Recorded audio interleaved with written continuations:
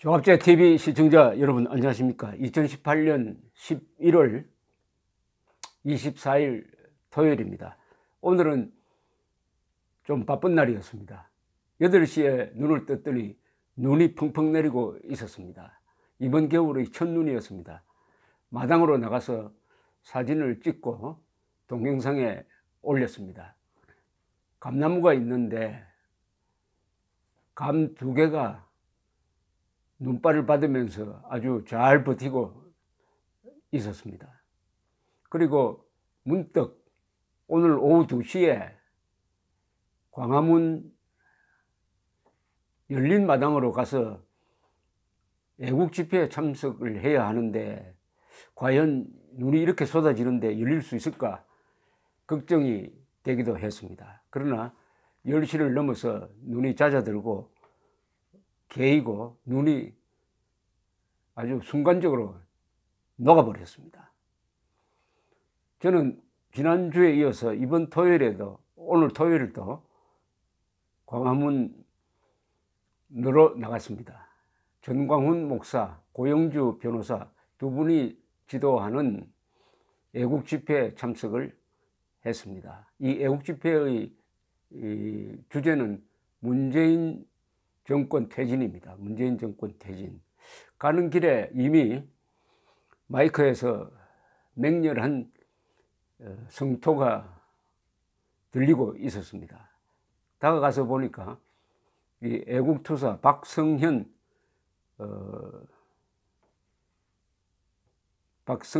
뉴데일리 주필의 이 사자후가 들리고 있었습니다. 마지막이었는데 3마디가 기억이 났습니다. 박근혜 대통령 문제를 어떻게 볼 것이냐. 박성현 주필은 이렇게 이야기를 했습니다. 적어도 3가지에는 합의를 해야 된다. 우리 국민들이 객관적인 것이다. 탄핵은 논란이 있다고 치더라도 박근혜 문제에 대해서 3가지는 합의를 해야 된다. 첫째, 석방해야 한다. 공정재판해야 한다. 그동안에 명예 훼손된 거, 특히 언론이 선동해서 명예훼손한 부분에 대한 명예회복이 있어야 된다. 석방, 공정재판, 명예회복. 이것은 인간에 대한 예의다. 동시에 대한민국의 국격을 떨어뜨리지 않기 위해서도 이 3가지는 해야 된다. 아주 저는 그게 머리에 싹 들어왔습니다. 이것은 여야를 떠나서 탄핵 찬성 반대를 떠나서 지켜져야 할 우리 대한민국의 문명국가로서의 법치국가로서 민주국가로서 약속이 아니겠느냐 하는 생각이 들었습니다. 오늘 여러분들의 연사가 나왔는데 저는 이 점을 강조를 했습니다. 지난주에 예비역 장성들이 모여서 안보 파괴를 규탄하고 그리고 법관 대표회의가 동료 법관에 대해서 아무런 근거도 제시하지 않고 탄핵하자는 결의를 한 데 대해서 김태규 울산지법의 부장판사가 이런 법관회의를 탄핵해야 한다. 판사들이 이런 법관을 탄핵해야 한다는 글을 쓴 것을 인용을 하면서 이제 전문가들이 나서야 한다. 엘리트들이 이제 저항운동에 나서야 한다.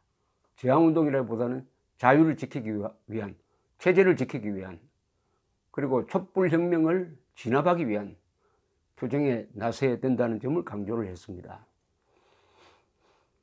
그리고 도태우 변호사는 헌법 66조를 가지고 문재인 대통령의 과오를 헌법적으로 따졌습니다. 헌법 66조는 대통령의 직무에 관한 것입니다. 이렇게 되어 있습니다. 대통령은 국가의 독립, 영토의 보존, 국가의 계속성과 헌법을 수호함을 책무로 한다. 이렇게 되어 있습니다. 4대 의무가 있습니다.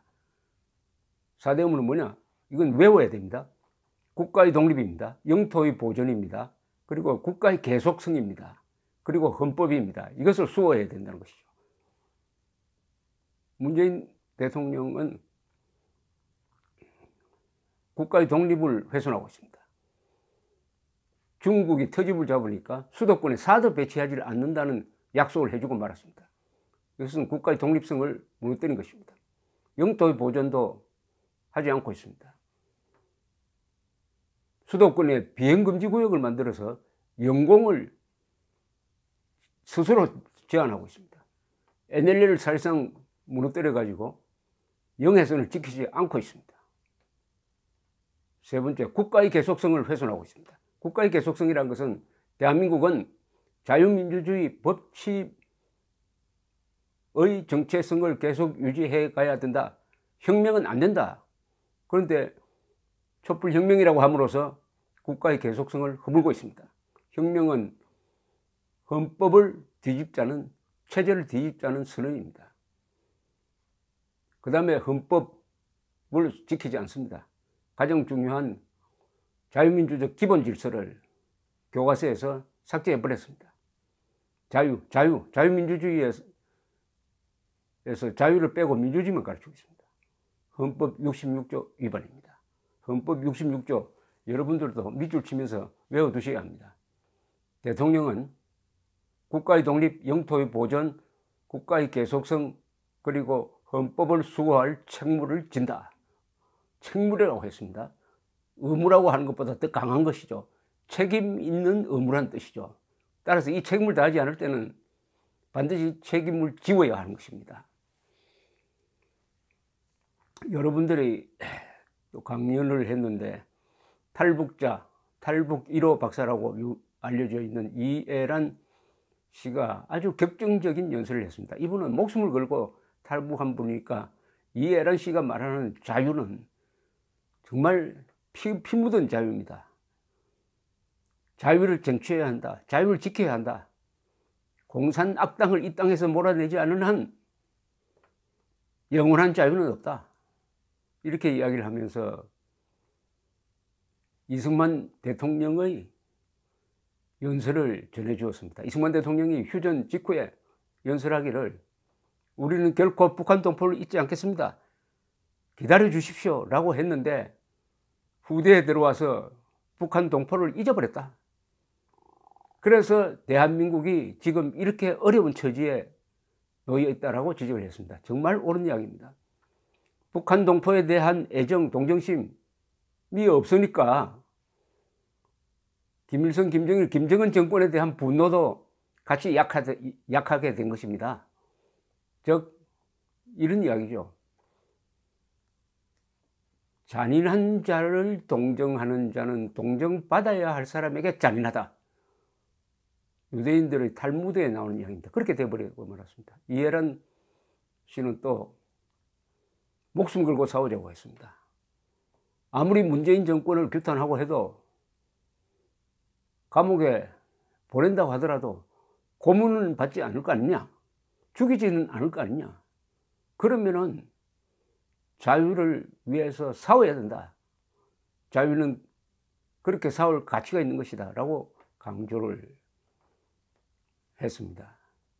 이 성명서 낭독이 있었는데 아주 10분쯤 되는 성명서인데 잘 정리된 문서였습니다. 이 태극기 세력 어떻게 보면 통합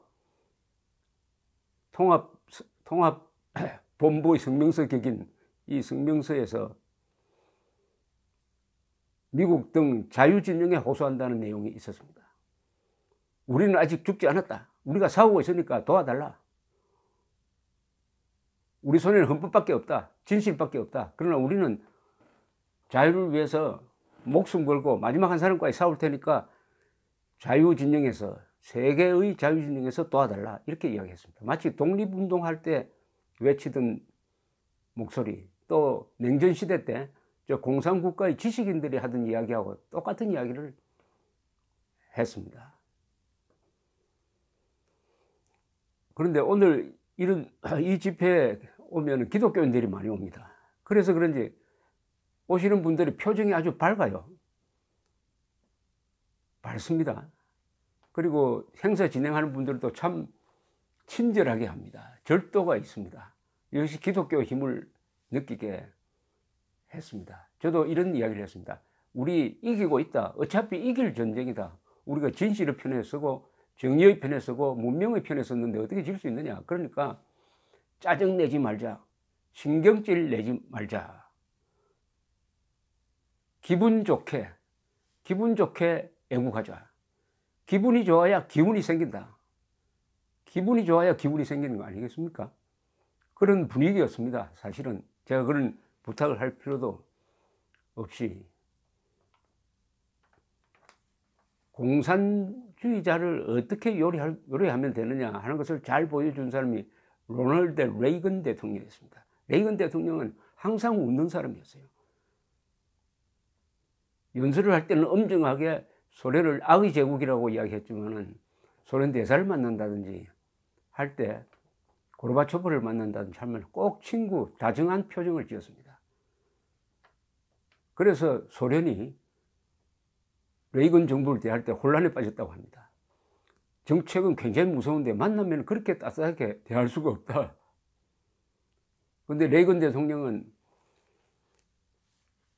이런 말을 했다고 해요.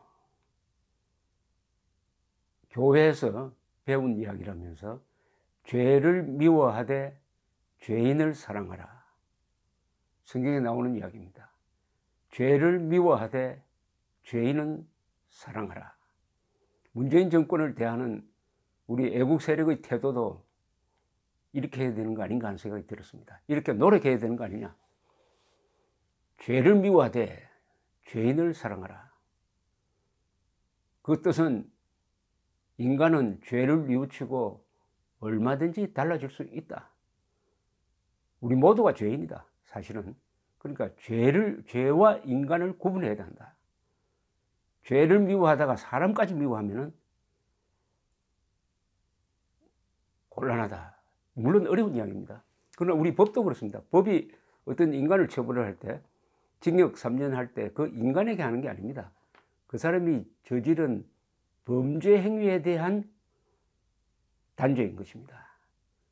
물론 이것이 말처럼 쉽지는 않지만 이런 노력을 한다면은 우리 애국진영은 미움보다는 사랑하는 마음, 사랑은 조국에 대한 사랑, 이승만, 박정희 등 우리의 선배 세대에 대한 사랑, 국군에 대한 사랑, 우리 부모님에 대한 사랑, 이웃에 대한 사랑, 사랑을 앞세우고 미움은 뒤로 물리는 미움도 있어야 합니다. 그러나 미움이 사랑까지 덮치면 안 되죠. 마크롱이 명언을 남겼습니다. 민족주의자는 미움을 앞세우지만은 애국자는 사랑을 앞세운다. 이런 노력, 이런 고민이 우리 애국운동을 더 기분 좋게, 더 기분 나게, 그리고 더 쾌활하게 만들므로써 반드시 이기는 원동력이 될 것이라고 생각을 했습니다. 감사합니다.